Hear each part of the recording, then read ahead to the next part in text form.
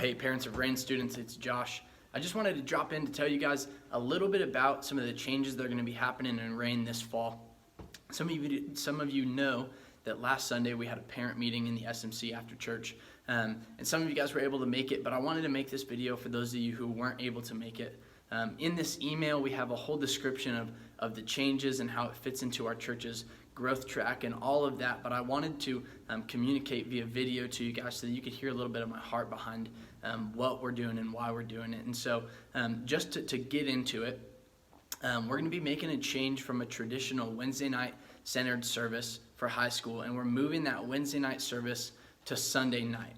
Okay, and so in the email, again, is most of the details. I just wanted to tell you my heart behind this. And so with that Sunday night service means that there's going to be some other things changing, and we're going to be adding some pieces to our program too. And so the first thing is that with a Sunday night high school service, that means that we are no longer going to be doing a Sunday morning high school service. Now, I know that canceling a Sunday morning high school service is something that might be a little scary and you may not agree with, but I want to tell you guys why we're doing it. There are statistics that show that somewhere between 65 and 70% of students who are involved in a youth group during their high school years end up dropping out of church once they graduate high school and move into college. And part of the reason behind that stat being the way that it is because students don't know what it means to be a part of a church as a whole.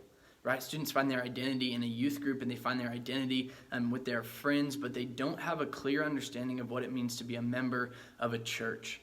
Okay, and so with the Sunday night service happening and us not having Sunday mornings, there's going to be two things that we're encouraging our students to do. The first thing is during the 9 o'clock service, we want to encourage our high school students to serve.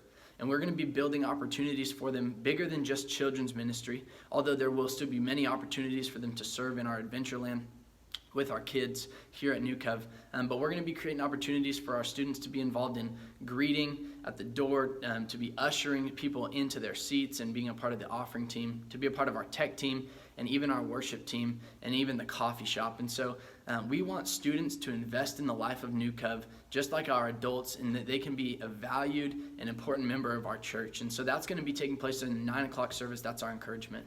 During the 10:45 service, we want to encourage students to attend Big Church. There's going to be an area that they can sit with other students. Myself will be in there, Katie will be in there, and our volunteers will probably be sitting with us too. But what this does, man, is this kind of takes out the fear of big church for them, and it helps integrate them into the life of the church. If you're concerned with us not having a Sunday morning piece for high school students, I totally understand.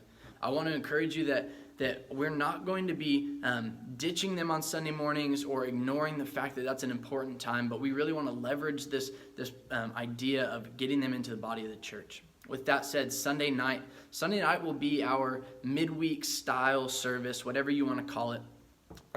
Basically, what that is that's just going to be our main gathering for high school students. The service flow will be fairly normal if you know how we do services. There'll be time to hang out at the beginning. We'll invite everybody inside to have a seat. We'll probably do some crowd breaker, play some sort of game. We'll have some incredible worship with our worship team. And then myself or maybe a guest occasionally will preach. And then that'll be it, and there'll be some time to hang out at the end of service. Man, we are excited about this as we feel like Sunday night is one of those nights of the week that nobody has anything going on. When we had service on Wednesday night, we were in constant competition between sports and band practice and athletics and homework, and all of the busyness and craziness of life began to crowd in, and so we had this struggle for students to get there.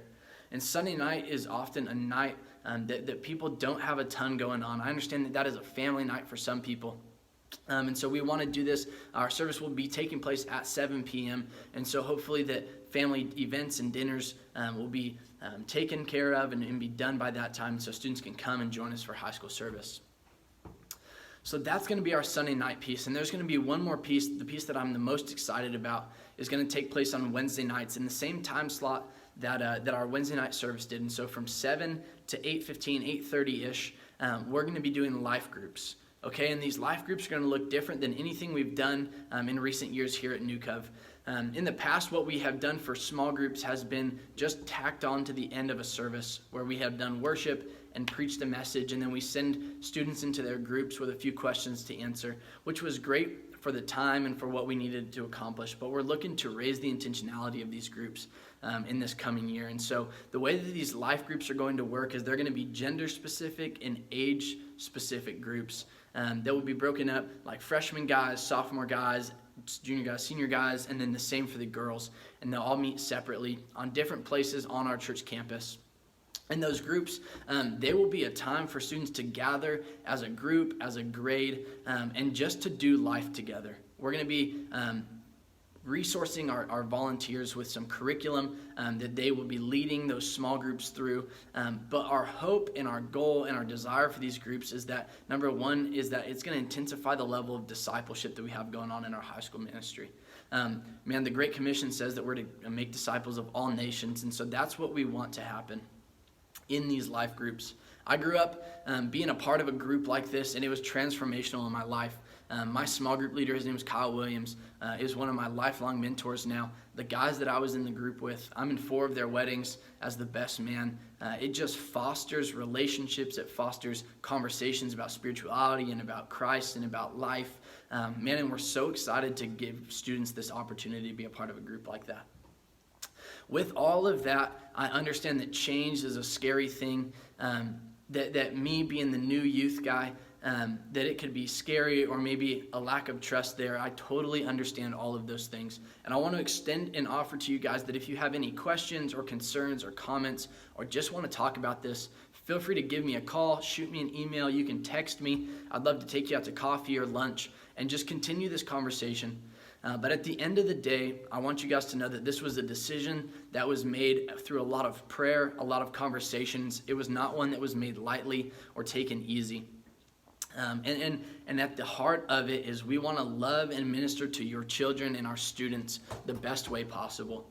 And so I hope you guys know that we believe as a staff that this is the best move for our student ministries department.